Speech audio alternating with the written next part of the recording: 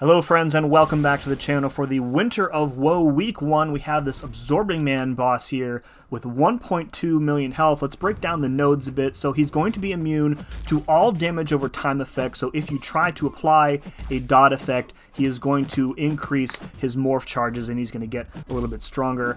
Also, if you parry him, he's going to armor break himself. So again, going to increase the morph charges. And if you keep his morph charges too high, he's going to clip you into your block and you're probably going to take a bunch of burst damage.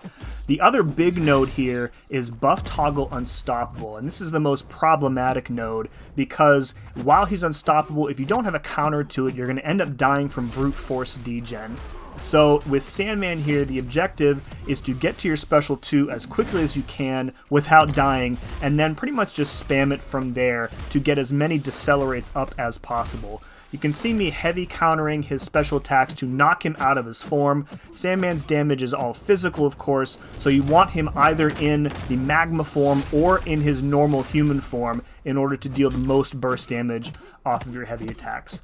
Once your decelerates are high enough, like, 60, 70 plus, you can start to play around with other rotations. The Petrifies aren't really going to help you here because he has Indomitable, so you can't reverse his regen. So the Petrifies aren't really doing anything. I think at some point I do go for a special 3, which places a bunch of physical vulnerabilities on him and also gives you a nice Fury passive, but in a health pool this size, I didn't really notice too much of a damage increase, so I feel like the safest way to play Sandman in this particular fight is to spam your special 2. If you max out your decelerates at 99, that's fine, because you'll have plenty of time before they fall off, and you're never really going to have to worry about the unstoppable after that.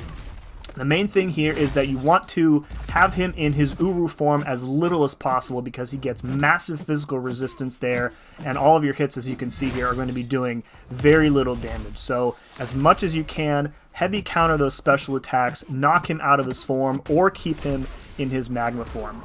One other thing about his forms is you want to try to alternate them if you can. If you let him refine the magma form, you're going to risk passively incinerating yourself when you hit into him, and you really, really do not want to have that happen because Sandman is not incinerate immune. Other than that, this is a pretty long fight. This is a rank 5 unascended Sandman, and I think the fight is about 8.5 minutes long, and I am medium boosted here as well. So I would recommend boosting for this just to make the fight go a little bit faster. But other than that, it's pretty easy. Minimize your blocked hits, heavy counter again, and keep at it. I think this took me about 4 tries. This is my 4th attempt or so to get the solo. So good luck to you. I'll let the rest of the video play out. If this helped you at all, please remember to hit that like button and leave me a comment below that says, Mr. Sandman, bring me a W. And as always, thank you very much for watching. See you again next time.